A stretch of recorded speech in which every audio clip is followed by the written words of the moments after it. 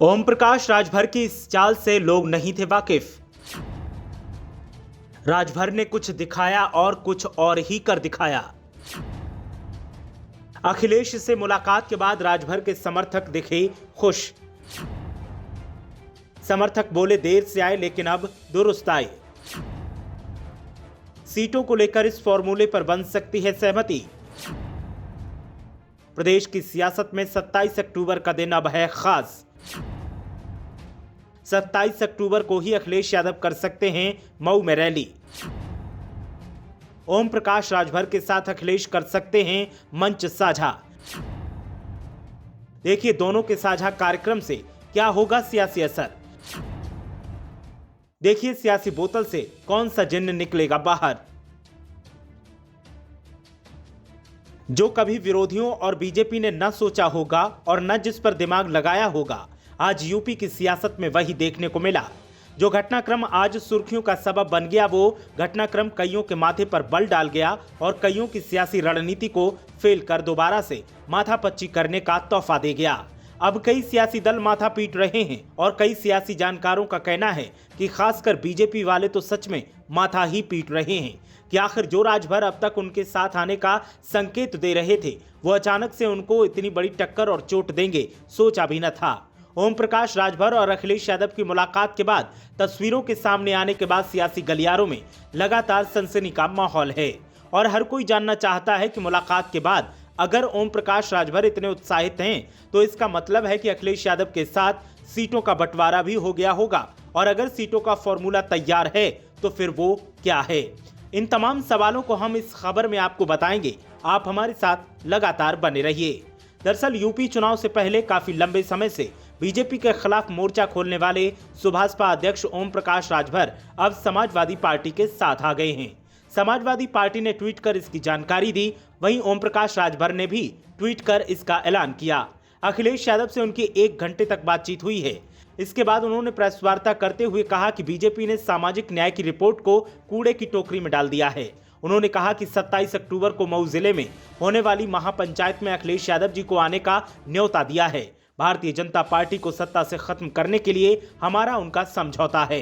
सीटों को लेकर कोई झगड़ा नहीं है। उन्होंने कहा कि वो बीजेपी के साथ बिल्कुल नहीं जाएंगे। समाजवादी पार्टी 1 सीट भी न देगी, तब भी समाजवादी पार्टी के साथ ही रहेंगे। अभी चंद दिनों पहले ही ओम प्रकाश राजभर उन नेताओं के संपर्क में थे जिनसे अखिलेश यादव का 36 का आंकड़ा है, जिसमें असदुद्दीन ओवैसी एक बड़ा नाम है। यही नहीं, 2 महीने पहले ही ओम प्रकाश राजभर अचानक बीजेपी के प्रदेश अध्यक्ष स्वतंत्र देव से भी मिलने उनके आवास पहुंच गए थे। पिछले साल जून में उन्होंने कांग्रेस के प्रदेश अध्यक्ष अजय कुमार लल्लू से भी मुलाकात की थी। अखिलेश यादव से मिलने के बाद भले ही ओम प्रकाश राजभर ने कहा है कि सपा और सुभाषपा साथ मिलकर आए हैं, लेकिन उसी ट्वीट में उन्होंने इस मुलाकात को शिष्टाचार भेंट भी बता दिया। दूसरी पार्टियों के नेताओं से हुई मुलाकात को भी उन्होंने शिष्टाचार मुलाकात ही बताया था। अब सवाल उठता है कि ओम प्रकाश राजभर चाहते क्या हैं। उन्होंने यूपी चुनाव में उतरने के लिए 10 दलों का भागीदारी संकल्प मोर्चा बनाया था। अब ये खंड खंड हो चुका है। शिवपाल यादव, असदुद्दीन ओवैसी और चंद्रशेखर रावण को छोड़कर लगता है कि ओम प्रकाश राजभर ने एकला चलो की राह पकड़ ली है, क्योंकि बाकी के तीनों नेताओं का अखिलेश के साथ आना फिलहाल तो संभव नहीं है। ओम प्रकाश राजभर 2017 का चुनाव बीजेपी के साथ मिलकर लड़े थे। सरकार बनने के बाद वे मंत्री भी बने थे, लेकिन चोली दामन का उनका साथ टूट गया। मंत्री पद छोड़ने के बाद से ही राजभर बीजेपी की जड़ें खोदने में लग गए। उन्होंने बीजेपी विरोधी दलों का मोर्चा तो बना लिया था, लेकिन उन्हें यह अच्छे से पता था कि बिना किसी बड़े दल के साथ आए उन्हें सीटें नहीं मिल सकती। मोर्चे में शामिल छोटे दलों की बदौलत किसी एक विधानसभा सीट को भी जीतना संभव नहीं है। ऐसे में ओपी राजभर ने ये चाल चल दी है। उन्हें पता है कि सीट जीतने के लिए किसी ऐसी पार्टी का साथ चाहिए जिसके पास 20% से ज्यादा का सॉलिड वोट बैंक हो। सुभाषपा जैसी जाति आधारित पार्टियों का वोट शेयर अपने मजबूत इलाके में भी 10% से कम ही रहता है। ऐसे में यदि उनका किसी बड़ी पार्टी से गठबंधन नहीं होगा तो सीटें जीत पाना संभव नहीं होगा। बड़ी पार्टियों को ये लालच होता है कि इन जाति आधारित पार्टियों के कई विधानसभा सीटों पर थोड़े थोड़े वोट भी उन्हें जीत के करीब ला देते हैं।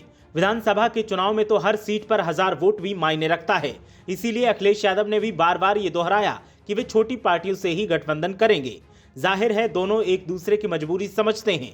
ये अलग बात है कि 2017 में ओपी राजभर बीजेपी की मजबूरी थी और अब सपा की बनते दिखाई दे रहे हैं। अब देखना यह है कि ओपी राजभर यहीं रुक जाते हैं या फिर कोई और राजनीतिक चाल चलते हैं।